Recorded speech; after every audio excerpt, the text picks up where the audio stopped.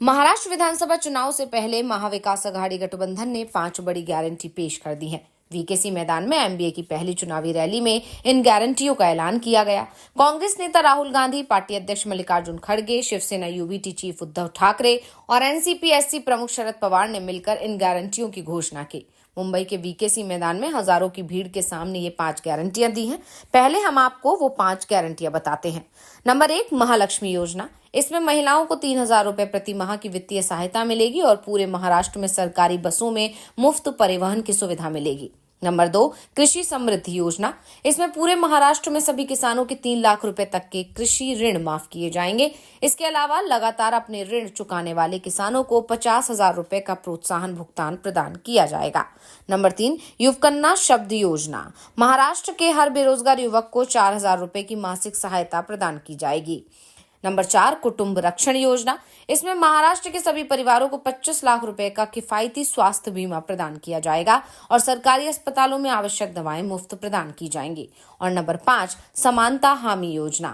हाशिए पर पड़े समुदायों की रक्षा और उनके अधिकारों को सुरक्षित करने के लिए महाराष्ट्र में सामाजिक आर्थिक जाति जनगणना आयोजित की जाएगी और जाति जनगणना के बाद हम आरक्षण पर 50% की सीमा को हटा देंगे।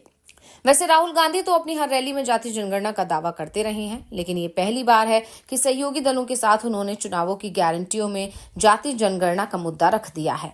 एमबीए के इस ऐलान से महायुति गठबंधन में जरूर खलबली मची हुई है। इससे पहले नागपुर में हुए कांग्रेस के संविधान सम्मेलन में भी राहुल गांधी ने जाति जनगणना की बात कही थी। उन्होंने बीजेपी पर सीधा निशाना साधते हुए कहा था कि बीजेपी संविधान को समाप्त करने की कोशिश कर रही है। राहुल ने कहा था कि संविधान से ही सरकार की अलग अलग संस्थाएं बनती हैं। अगर संविधान नहीं होता तो इलेक्शन कमीशन भी नहीं बनता।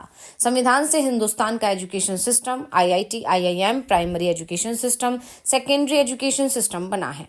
अगर ये हट गया तो आपको एक पब्लिक स्कूल, पब्लिक अस्पताल, पब्लिक कॉलेज नहीं मिलेगा।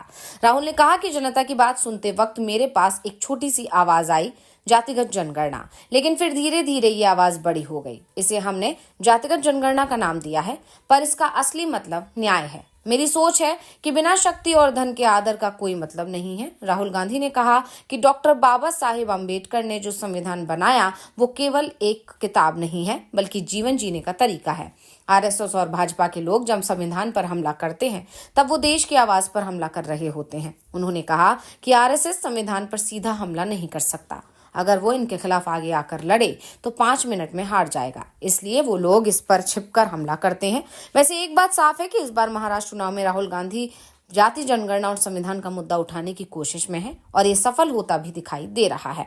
राहुल ने यह मुद्दा लोकसभा चुनाव में भी जोर शोर से उठाया था और इससे कांग्रेस को बड़ी सफलता भी मिली थी। पार्टी की सीट 2 गुना हो गई तो वोट शेयर में भी उछाल आया था। खासतौर पर महाराष्ट्र में तो बीजेपी और उसके सहयोगियों का सफाया ही हो गया था और अब राहुल गांधी इस मुद्दे को विधानसभा चुनाव में भी ले आए, जिससे बीजेपी परेशानी में घिरती दिखाई दे रही है।